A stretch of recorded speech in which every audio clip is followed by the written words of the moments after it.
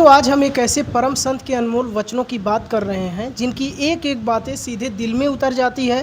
दोस्तों परम पूज्य श्री हिट प्रेमानंद जी महाराज एक ऐसा दिव्य नाम जिन्होंने आज के इस कलयुग में लाखों भटकते हुए युवाओं को सही रास्ता दिखाया है।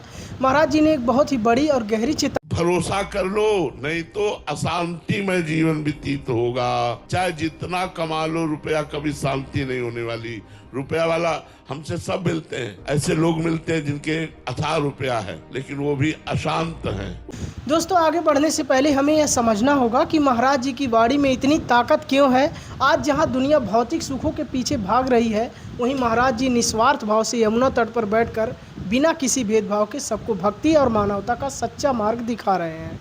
उनकी सादगी, उनका त्याग और उनका दिव्य तेज ऐसा है कि बड़े से बड़ा अधिकारी हो या कोई साधारण इंसान हो, उनके सामने आते ही अपना सिर झुका लेता है। महाराज जी का जीवन खुद में एक साक्षात ग्रंथ है जो हमें सिखाता है कि असली सुख नाम जप और प्रभु की भक्ति में है। दोस्तों अब आते हैं महाराज जी की इस अद्भुत चेतावनी पर। महाराज जी कहते हैं कि संसार में तुम्हें कोई भी बड़ा पद मिल जाए, तुम प्रधानमंत्री बन जाओ, बड़े अफसर बन जाओ या अरबपति बन जाओ, लेकिन कभी भी घमंड मत करना।